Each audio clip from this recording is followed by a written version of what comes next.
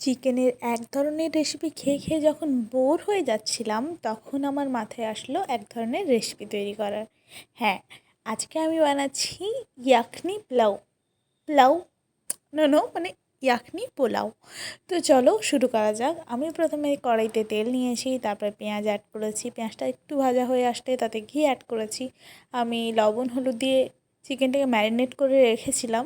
তোমরা চাইলে নাও করতে পারো, কোনো ইস্যু নয়। আমি আলুকে ডুমো ডুমো করে ছোটো ছোটো করে কেটেছি। পেঁয়াজের ওপর চিকেন দিয়েছি, চিকেনের ওপর আলু দিয়েছি, ভালো করে মাখিয়েছি। এখানে একটা পেস্ট রেডি করেছিলাম আদা রসুন আর কাঁচা লঙ্কা দিয়ে, আর হাফটা পেঁয়াজ। সেটাকে দেওয়ার পর ভালো করে আমি কষিয়ে নিয়েছি। তারপর অ্যাড করেছি দই। দইয়ের সঙ্গে ছিল হলুদ গুঁড়ো, লঙ্কা গুঁড়ো, জিরে গুঁড়ো, ভালো করে ফেটিয়ে অ্যাড করেছি। টমেটোকে ঠিক এমনভাবে কেটে আমি অ্যাড করেছি। তারপর দেব কাঁচা লঙ্কা, সামান্য তেল অ্যাড করেছি। তেল আমি যেহেতু শুরুতে কম দিয়েছিলাম। এখানে একটা মশলা ইউজ করেছি, এটা হচ্ছে গরম মশলা। তোমরা চাইলে বাড়িতে একটা মশলা তৈরি করতে পারো, জিরে, ধনে, শুকনো লঙ্কা। ভালো করে ফ্রাই করে তোমরা ওই মশলাটা অ্যাড করতে পারো। আমি কিছুক্ষণ আগে চালটা ভিজিয়ে রেখেছিলাম, সেই চালটা অ্যাড করলাম। যেহেতু আমার দেরি হচ্ছিলো তাই আমি কুকারে এটা রান্না করেছি, তোমরা কড়াইতেও করতে পারো।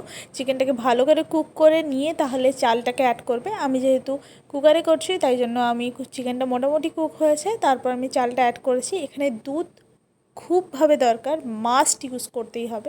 এখানে আমি 1 কাপ দুধ দিয়েছি আর তাতে 3.5 কাপ জল দিয়েছি। একটা সিটি দেওয়ার পর এটা আমি বন্ধ করে দিয়েছিলাম।